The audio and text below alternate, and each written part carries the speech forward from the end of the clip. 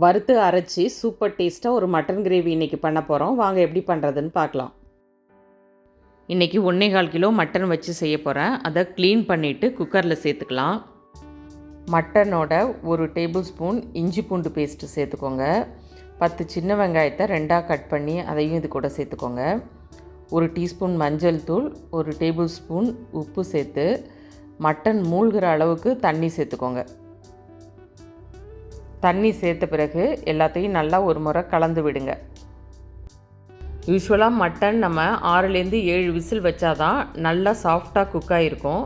நான் இன்றைக்கி 6 விசில் வச்சு எடுத்துக்கிறேன். சப்ஸ்கிரைப் பண்ணாத வியூவர்ஸ் சேனலை சப்ஸ்கிரைப் பண்ணிக்கோங்க. அப்படியே ஒரு லைக்கும் கொடுத்துருங்க. ஒரு பக்கம் மட்டன் வேகட்டும்.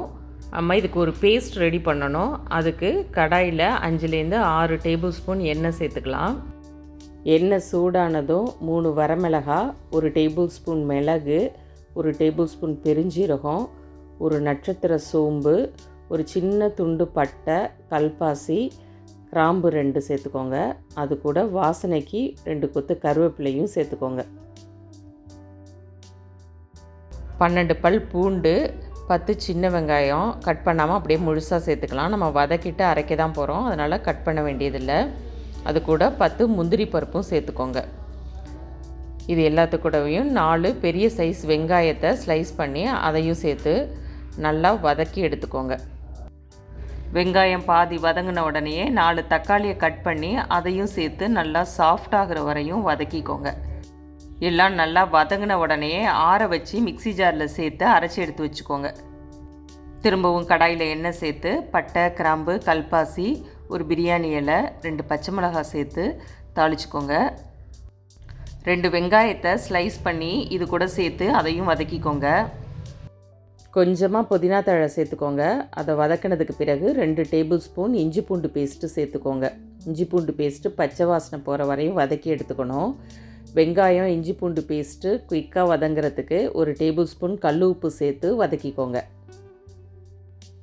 2 நிமிஷத்துக்காவது வதக்கி விட்டுட்டே இருங்க. அப்போ தான் குழம்பு நல்ல டேஸ்ட்டாக கிடைக்கும். இஞ்சி பூண்டு பேஸ்ட்டு பச்சை வாசனை போய் நல்ல ஒரு ஃப்ளேவர் வர ஆரம்பிச்சிருச்சு. இந்த டைமில் 1 டீஸ்பூன் மஞ்சள் தூள், 1 டீஸ்பூன் மிளகாய் தூள், 1.5 டீஸ்பூன் மல்லித்தூள், 1 டீஸ்பூன் கரம் மசாலா சேர்த்து நல்லா மிக்ஸ் பண்ணி விடுங்க. வெங்காயம் இஞ்சி பூண்டு நம்ம சேர்த்த மசாலா எல்லாம் ஒன்றா கலந்த பிறகு அரைச்சி வச்ச பேஸ்ட்டை இது கூட சேர்த்துக்கோங்க. இந்த பேஸ்ட்டையும் மசாலா கூட ஒரு 2 நிமிஷத்துக்கு கலந்து விட்டுக்கிட்டே இருங்க. மசாலா பேஸ்ட் எல்லாம் ஒன்று கலந்த பிறகு நம்ம வேக வச்சு எடுத்து வச்ச மட்டனை வேக வச்ச தண்ணியோடு இதில் சேர்த்துக்கோங்க.